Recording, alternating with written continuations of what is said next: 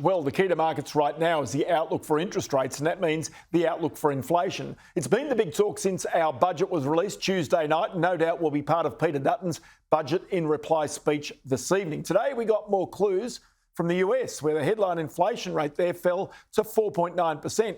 Meanwhile, China's April inflation was the slowest in 2 years, 0.1%, down from 0.7% last month. Earlier, I spoke with Kenny Polcari from Case Capital in Florida. He's a regular commentator on Fox Business, CNN and CNBC, and I asked him whether this is all good news, seeing as the Federal Reserve's now got its cash rate higher than that headline inflation rate. It's a very interesting conversation, and which is why the market struggled today, because there's really two numbers you look at on the CPI. You look at the top line rate, and then you look at it ex food and energy, right?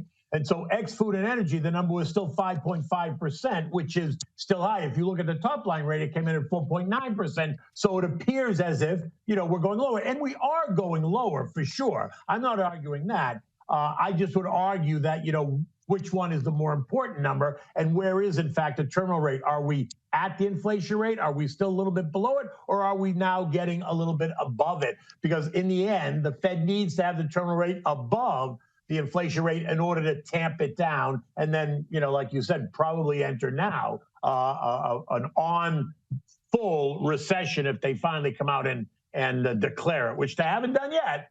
But I think it's only a matter of weeks before they have to do that.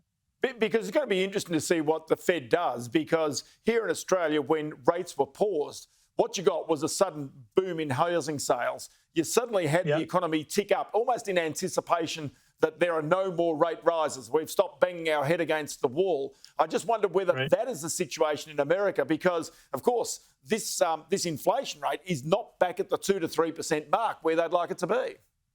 No, it's not. It's going to be a long time before it actually gets to 2%. What this really tells you is that, prices are still rising by, let's call it 4.9% or 5%. So it's not that inflation is completely subdued. It's not. While it's rising at a slower pace than it did a year ago or last month or 2 months ago, their prices are still rising at 4.9%, which is well above that 2% rate that they talk about. So I honestly think that the next move for the Fed in June is going to be one more rate hike, because one more is going to get us to 5.25, 5.5, which will absolutely put us just at or slightly above inflation. And I think that's where they want to be. I think the Fed has made that clear. That's where they want to be. I think they've been very clear about that. A range of Fed speakers have been pointing towards that higher number all along. And I think one more hike in June is going to get us there. And then I think they're going to pause. I think this idea that the market is already pricing in 3 25 basis point cuts by the end of the year is